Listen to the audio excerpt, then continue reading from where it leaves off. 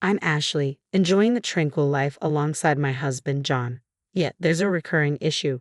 My brother's wife, Rachel.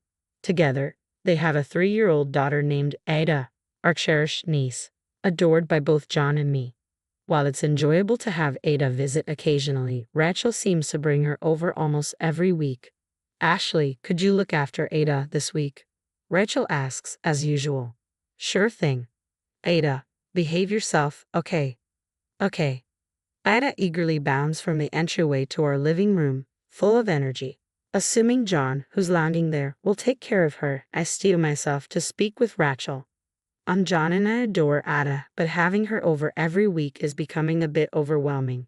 Even though we work from home, I'm an illustrator and John is a programmer. We're both freelancers.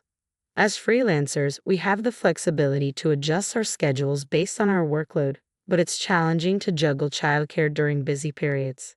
However, ensuring our niece's safety is our top priority, so I find myself multitasking, working on my tablet while keeping a watchful eye on her. I feel guilty for voicing my concerns to Rachel, my brother's wife, fearing it might strain their relationship, but the burden has become too heavy to bear. I'm truly sorry, but could today be the last day we watch Ada? I ask her gently. It's only later that I realize my mistake. She arches her eyebrows and sharply rebukes me. You wouldn't understand, Ashley, not having children of your own. Raising kids is incredibly tough. You can't possibly comprehend the challenges we face with Ada. Her words pierce my heart like daggers. It's because I'm infertile, I confess, feeling the weight of the admission.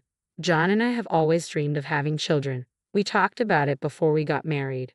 But despite our efforts, we couldn't conceive. After seeking medical advice, we learned about my condition, which makes pregnancy extremely difficult.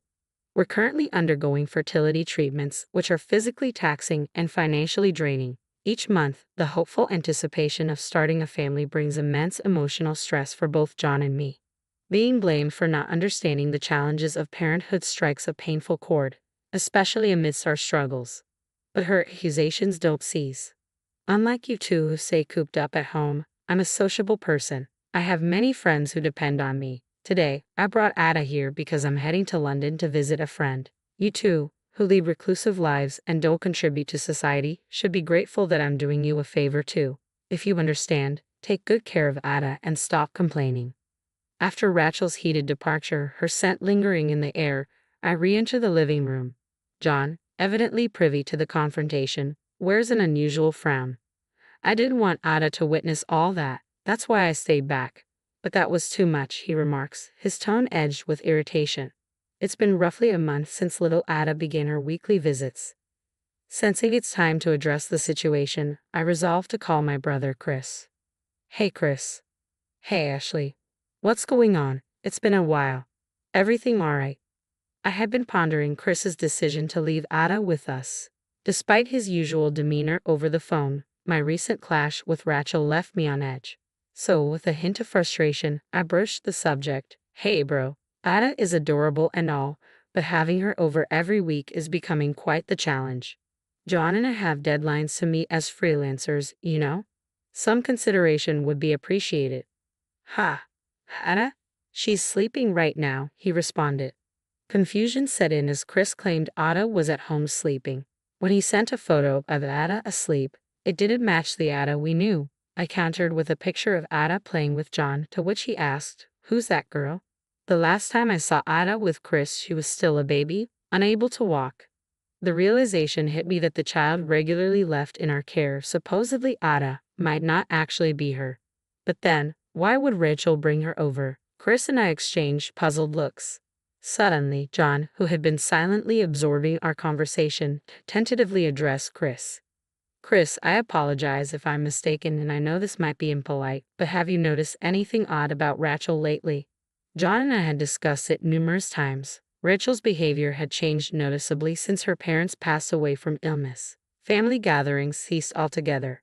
The last time I saw Rachel a few years ago, she was still attractive but dressed more modestly.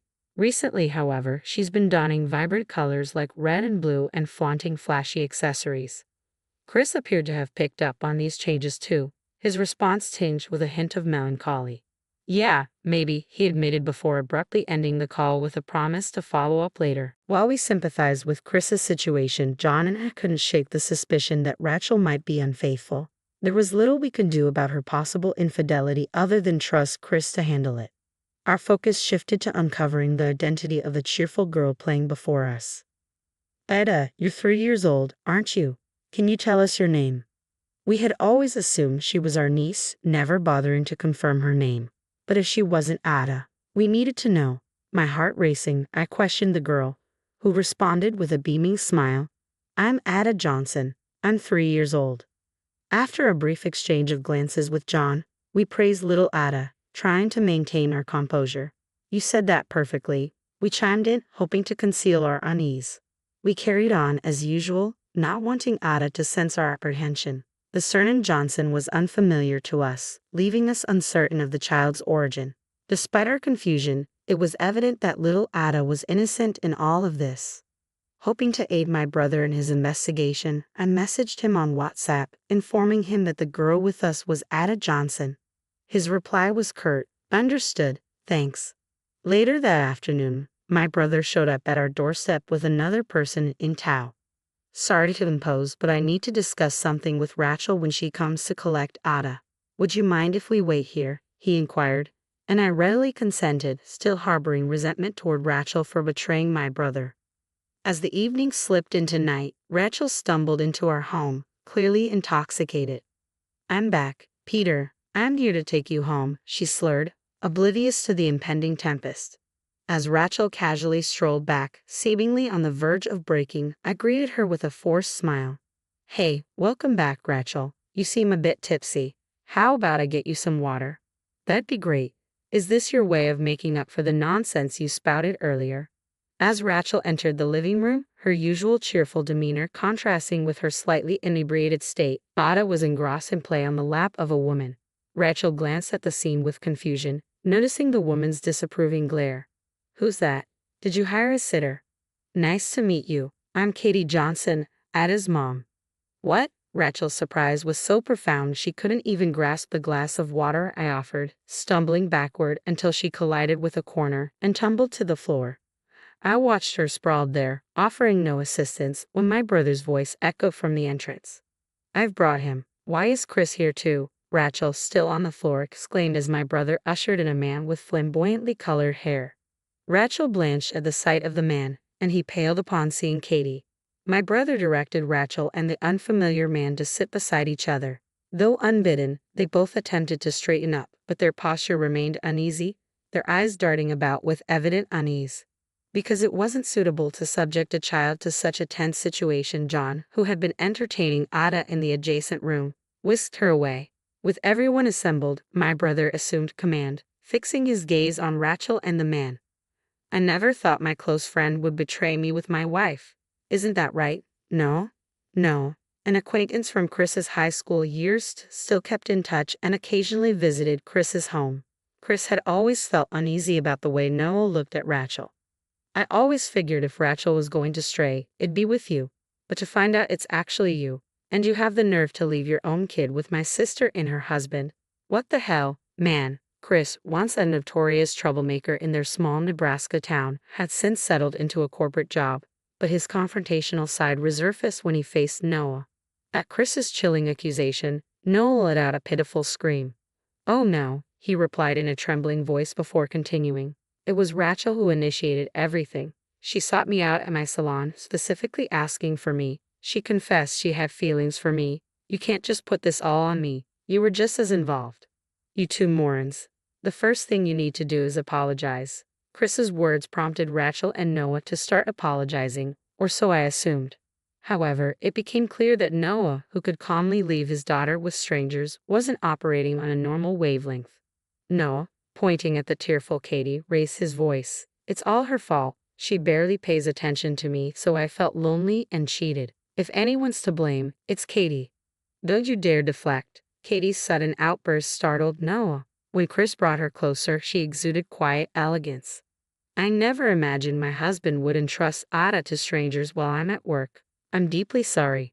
The usually humble Katie's fury was palpable. What do you mean you cheated because you felt lonely? Have you no self-control? And leaving Ada with strangers. Why would you do such a thing? Katie's frustration was evident, and it's because Rachel mentioned her sister-in-law and her husband are childless with nothing but time on their hands. So they're a convenient option, right?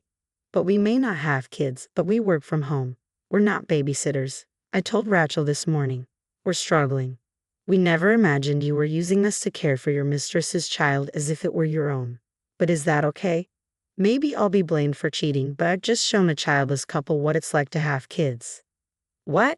The voice that escaped, resonating deep like Chris's, drew my attention to Rachel, who bore a striking resemblance to her partner. She uttered a pitiful, "Oh no," before erupting. "This is none of your business, adults. We've been struggling to conceive. You were aware of that, weren't you? Your constant insensitive remarks have been infuriating. But I tolerated them because you're Chris's wife. Not anymore. Let me make it clear, you're incredibly rude. Bringing the stranger's child into our home without permission, and your garish makeup that doesn't suit your age, your overpowering perfume." When I finally voiced my long-held thoughts, Rachel flushed crimson, realizing she had no ground left to stand on. She bit her lip, remaining silent. Following that, Chris and Katie delivered a thorough scolding to Rachel and Noah. Predictably, both couples ended up divorcing, facing substantial financial burdens. Chris spread the news of Noah's affair with Rachel to his friends in Nebraska, and the gossip soon reached Noah's local hair salon. Noah, now the talk of the town, found himself unemployed after being fired. Rachel, previously a homemaker, struggled to secure employment, lacking work experience since she became a housewife straight out of college. Unsurprisingly, her job hunt proved arduous. Upon discovering her infidelity, Rachel's parents disowned her, leaving her to scrape by with sporadic odd jobs. Both Rachel and Noah lost not only their jobs but also their families due to their indiscretions, finding themselves in a pitiable state. To my surprise, fertility treatments proved successful for me. I'm pregnant, and guess what? We're expecting twins. John and I couldn't hold back tears of joy as we eagerly anticipate the arrival of our babies. We still maintain close ties with Ada and Katie, with whom we share a unique bond. Ada and Arnis Ada get along famously, often playing joyfully together. They even lovingly touch my belly, addressing the babies with, "Let's play together once you're born," which melts my heart. Despite my brother Chris and Katie being betrayed by their partners, they've committed to raising their children as single parents. John and I stand ready to assist in any way necessary. The four of us, John, Chris, Katie, and myself, have made a pact to collaborate in raising our niece Ada and the twins on the way, forging a resilient bond between us.